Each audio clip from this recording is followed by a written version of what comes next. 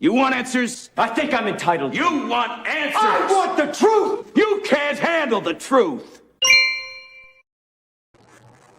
Welcome back to the Prepared Mind channel, everyone. We're going to talk about Russia back in the USSR. Well, I don't think we really want to be back in the USSR, folks, but we're finding out that there's a lot of trouble to be had over there, both militarily and economically, financially, for not Russia. No. For us, for the American people. So let's dig into this a little bit. Let's get into the nuts and bolts. Let's dig around in the grass, right, and find the snakes. Well, get this, right? The mainstream media. Not me, not some little pissant in a closet somewhere. The mainstream media is reporting that the United States, its officials, have basically admitted that they're lying about Ukraine military success and all those Russian failures. Mainstream media, I'm not talking about some little thing off to the side, some little itty bitty mainstream media. We're talking NBC news headline, not MSNBC, NBC. Here it is. Here's their headline. In a break with the past, the U.S. is using intel to fight an info war with Russia, even when the intel isn't rock solid, meaning lies, gross exaggerations, BS. That's right, folks. They're using lies, exaggeration, and BS in an info war, a psychological war. Has nothing to do with what's actually happening on the ground, right? Now, here's what one U.S. official said, quote, "It doesn't have to be solid intelligence." Excuse me? The intelligence that's released, that's used, is lies, BS, and exaggerations. It's propaganda. It doesn't have to be solid intelligence. It's more important to get out ahead of them, Putin specifically, before they do something. How is lies, bullshit, and exaggeration going to stop Putin's military from crushing Ukraine? It won't. You're going to have poor Ukrainian people sitting in their homes seeing all this exaggeration, lies on television, and then they look past the television out in the street and there are Russian tanks rolling down the street with Russian troops. Now, thankfully, those Russian troops and tanks aren't killing civilians wholesale. They're looking to remove the Ukraine military from the eastern Ukraine, right, the Donbass, the whatever zone they want to call it, whatever city they happen to be in. It's eastern Ukraine and their breakaway republics. Back in the USSR, no. But is this Russia? And does it appear that in truth, in reality, that they are winning?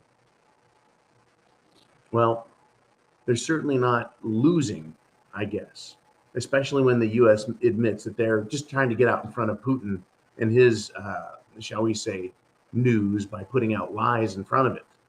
Well, here's another one that happened over the weekend. Russia targeted not food, even though that article and story came up, but Western supplied tanks, right? They used one of their cruise missiles and struck a storage facility in Kiev. It's kind of rare for them to hit targets in Kiev. They've been avoiding moving their efforts except to remove military equipment. And here we have it, folks. Russia rarely has sent ordnance into Kiev and other Western cities out of respect, I think, for the civilian population. Once again, Putin is not pushing a war front, just burning, killing, destroying, and blowing up everything in front of him, right? They are trying to liberate eastern Ukraine, defeat the Ukraine military. That's what seems to be happening based on the facts that we can ascertain, right? But they did send in some ordnance, some big-ass cruise missiles, right? Because they want to focus on the breakaway republics wishing for autonomy, right, from Ukraine to happen. Funny, it is funny, though, how Democrats here in the United States like the autonomous zone, right? They like for little groups to become autonomous and free, but that's not for anyone else. No one else in the world is allowed personal or collective if we want to use that term, political autonomy. They can't be free if the mainstream media and governments don't like it. But here in the United States, they like autonomous zones where there's no law and a bunch of scumbags run wild. So the Russian Defense Ministry released a statement over the weekend claiming that this strike had hit a former car repair facility that was being used to house massive tanks and other armored vehicles that have been supplied by allies of Ukraine. That would be Poland, the Czechs, other allied countries that want to supply the Ukraine military. And Russia learned about it. Means they have spies or intelligence gathering. They knew the location, got the coordinates, put those coordinates into a missile, send it over there, and they're destroying shit. In other words, any country that sends anything into Ukraine, they're pissing that away. It won't be useful in the field of battle because a tank without tracks, it don't move. Right? Vehicles without engines, they don't move. This is what's happening, folks. The Russians are using smart bombs. They're using surgical precision to attack when they attack outside of eastern Ukraine. And so here in the West, we've got all kinds of problems, right? The UK, United Kingdom, England, they have been one of the behind the scenes antagonistic pro-war pushers against Russia, along with the United States and the European Union. UK has been doing its own thing, right? But now the United Kingdom is facing a, quote, massive political vacuum. Their Prime Minister, Boris Johnson, is about to receive a vote of no confidence. How is it that a country like the United Kingdom, England, can push for a war in another country against a nuclear superpower, Russia, who is defending its national security, its national interests against aggressive neighbors trying to move nukes onto the border? How can the UK stand up and say, you're bad, when they don't even have a decent leadership in their country? Now, I know this is not me calling the kettle black when the United States government in DC is black. Yeah, we have a very weak president who there is no support behind. In fact, in the last video I did, Biden has 27% approval rating.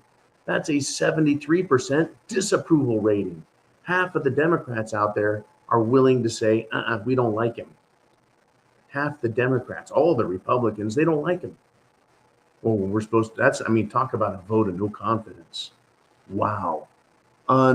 Unbelievable. Now, mainstream media has acknowledged Biden's arrogant sanctions on Russia are hurting Americans. Right? Yeah. The UK, you want to say Russia's bad? America, you want to say it's bad, right? Well, the White House, the Pentagon, mainstream media, and Biden is out there expounding on their support for Ukraine against Russia. The expense of it, folks, is being handed to the people, to us. We're paying for this.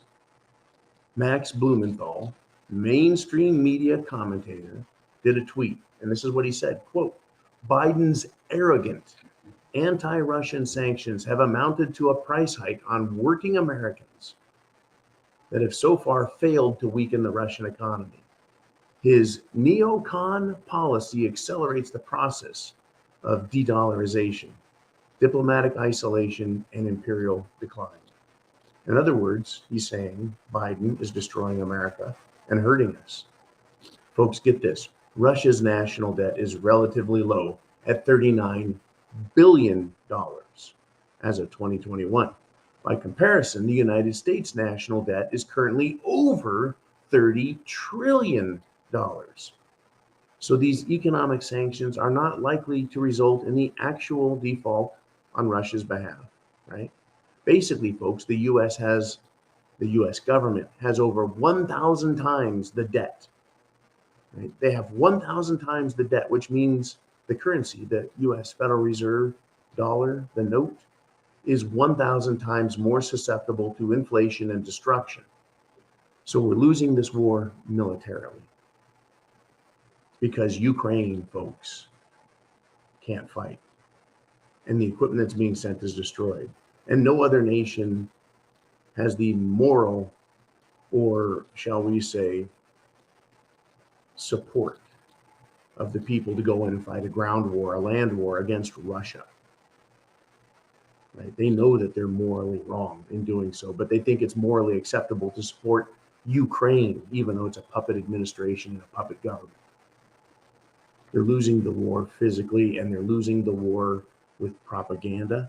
They're admitting they have to lie, and they're losing the war financially. It's costing the West a lot more than it's costing Russia. And it's costing us, the people, a lot more in terms of food availability, food production, food crisis, food costs, as well as energy and other sectors. We're paying for it while the Great Reset goes on and on, undermining our nation. Are you prepared? Chance favors the prepared mind. Do you have food, water, shelter, clothing, medicine, and a means of self-defense? Are you ready for what's coming next? Stay tuned. We'll be back this afternoon with another monologue and Q&A on patreon.com, the prepared mind at patreon.com, right? And then it'll come out later for everyone on YouTube, of course. And I want to thank everyone for sponsoring us through patreon.com. Your guerrilla funding keeps the office well stocked with spam and ready for what is coming. Are you prepared? Semper Fi means always faithful, and Godspeed.